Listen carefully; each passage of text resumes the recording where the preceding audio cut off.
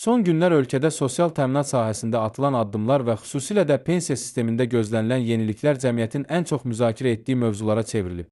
Əmək və Əhalinin Sosial Müdafiəsi Nazirliyinin təqdim etdiyi son məlumatlar göstərir ki, 2026-cı ildən başlayaraq pensiya təminatında həm maliyyə həcmləri, həm də vətəndaşlara çatdırılan sosial dəstək daha da gücləndiriləcək. Bu islahatların əsas məqsədi insanların sosial rifahını yaxşılaşdırmaq, uzun illər çalışmış pensiyaçıların real gəlirlərinin artırılması və sosial müdafiə sisteminin daha dayanıqlı şəkildə inkişaf etdirilməsidir.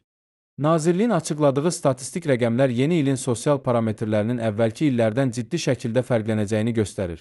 Xüsusilə 2018-2025-ci illər ərzində aparılan mərhələli islahatlar nəticəsində pensiya məbləğlərində nəzərə çarpacaq dərəcədə artım qeydə alınıb.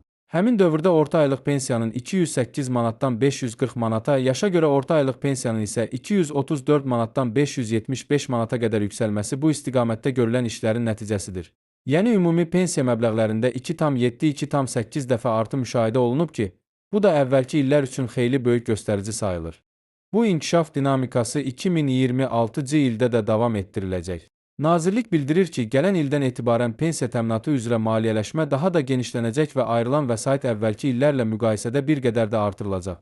2026-cı il üçün pensiyaların maliyyələşdirilməsinə nəzərdə tutulan ümumi büdcə 7 milyard 993 milyon manata çatacaq. Bu rəqəm 2018-ci ilin göstəricisi ilə müqayisədə 2 dəfədən çox artım deməkdir və göstərir ki, dövlət sosial sahəyə ayrılan vəsaiti ildən ilə daha da genişləndirir. Bu inkişaf dinamikası 2026-cı ildə də davam etdiriləcək. Nazirlik bildirir ki, gələn ildən etibarən pensiya təminatı üzrə maliyyələşmə daha da genişlənəcək və ayrılan vəsait əvvəlki illərlə müqayisədə bir qədər də artırılacaq. 2026-cı il üçün pensiyaların maliyyələşdirilməsinə nəzərdə tutulan ümumi büdcə 7 milyard 993 milyon manata çatacaq. Bu rəqəm 2018-ci ilin göstəricisi ilə müqayisədə 2 dəfədən çox artım deməkdir və göstərir ki, dövlət sosial sahəyə ayrılan vəsaiti ildən ilə daha da genişləndirir.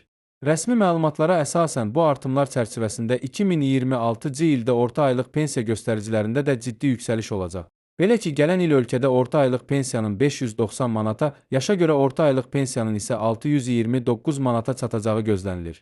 Bu, həm inflyasiya nəzərə alınmaqla real gəlirin qorunması, həm də pensiyaçıların sosial müdafiəsinin gücləndirilməsi baxımından mühüm addımdır. Mütəxəssislər bildirirlər ki, pensiya artımları yalnız nominal rəqəmlərin yüksəlməsi deyil, həm də ölkədə ümumi sosial rifahın yaxşılaşması, əhalinin həssas qruplarının sosial müdafiəsinin genişlənməsi deməkdir.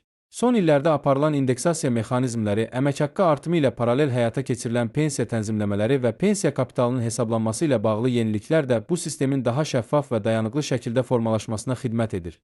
Gözləntilər ondan ibarətdir ki, 2026-cı ilin sosial paketləri təkcə pensiyaçıları deyil, ümumilikdə bütün sosial kateqoriyaları əhatə edəcək və növbəti illərdə də